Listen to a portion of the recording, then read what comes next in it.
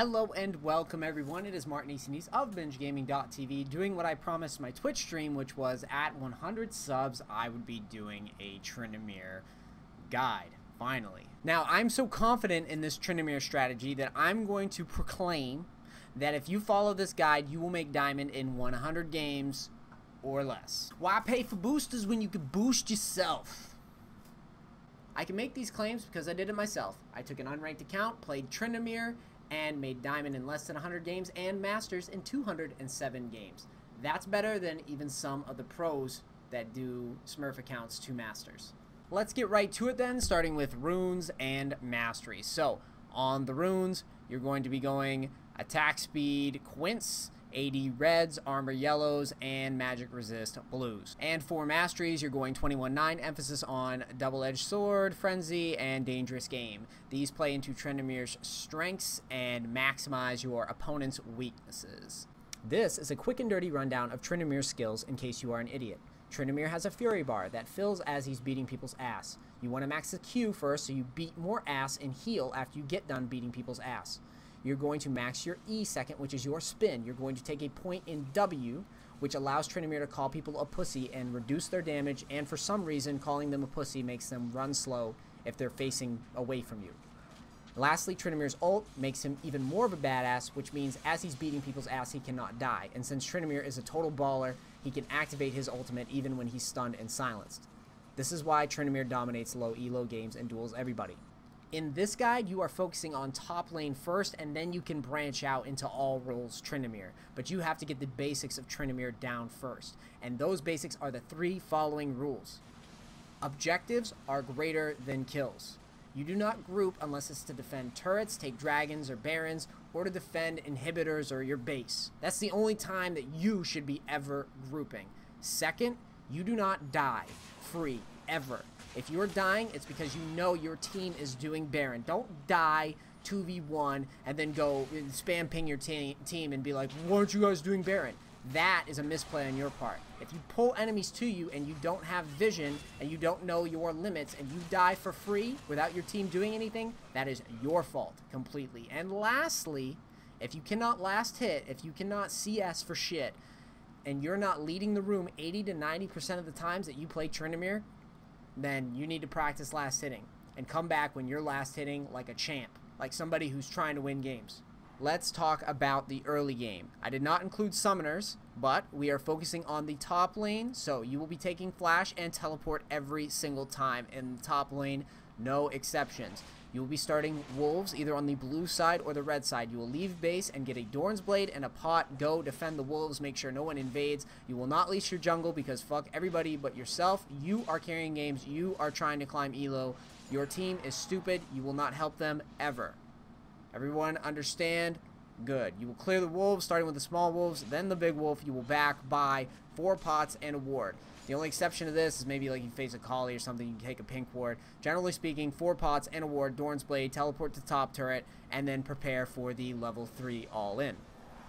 Now, what is the level 3 all-in, you might say? It used to be Tryndamere would take flash, ignite, go top, try to hit the 7th minion, spin in, crit a couple times, and then ignite his opponent for the kill. But what we're doing is a little different. We are going to allow our opponent to push to our turret, then as we're turning level 3, we're going to take a point in our W, spin onto the guy, and go for the all-in without ignite. And most players are stupid and don't understand level advantage is everything, and you'll get a kill a lot right then and there. If you can't all-in your opponent because he's being a big sissy, you can push the lane to the turret and then invade the enemy's jungle at level 3. This traditionally works for junglers that are slower on their first clear.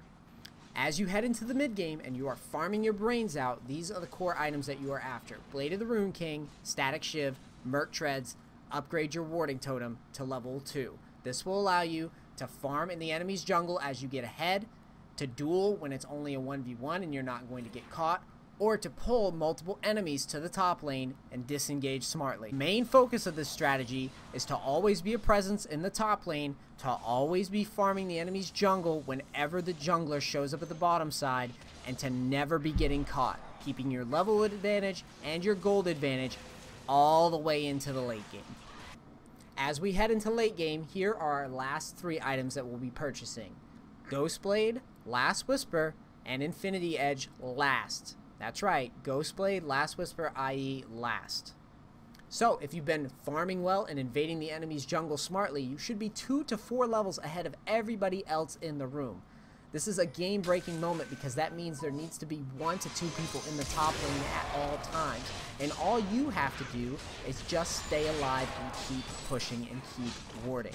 Tryndamere scales insanely well into the late game, and you can always keep fishing for bigger items and bigger stats. So there's really no rush to dive or to do anything stupid. And all you have to do is at any time that the enemy decides to group with his team, you just knock down that inhibitor and then back and defend. That's it. That is the basic guide to Tryndamere top.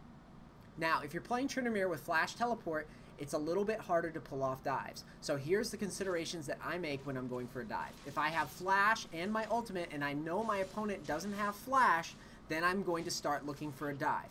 I start looking to burn CC by faking aggression. Fake like you're going to dive and then spin away. Once you burn that CC or burn any important gap closers, then you can start ramping up your aggression. And as you get your opponent lower and lower, then you go for the final execution. You can see here I actually burned Orianna's ult before going for the dive. Stuff like that is how you're going to make sure your dive success rate is a lot higher than most other Tryndamere players. Now, I'm sure you have some questions about this guide. I'm going to answer some of the obvious ones. How do you beat tanks like Nasus and Shin and Sion? If I face tanks that just want to sit on their turret, I will literally just rush Hydra and then MERC treads and go behind the turrets as soon as possible and start proxy farming. Anytime that the jungler shows up, I'll try to duel him if it makes sense, or if both the top and the jungle try to battle me, I might just try to disengage over the wall and I'll just keep taking jungle camps and keep proxy farming, and that'll get me the levels even faster. But how do you beat Teemo or Quinn? How do you beat those guys? I don't know how to beat those guys. A lot of people think that Tryndamere doesn't take mechanics, but in order to beat a lot of these ranged lanes, you're going to have to know when to go in.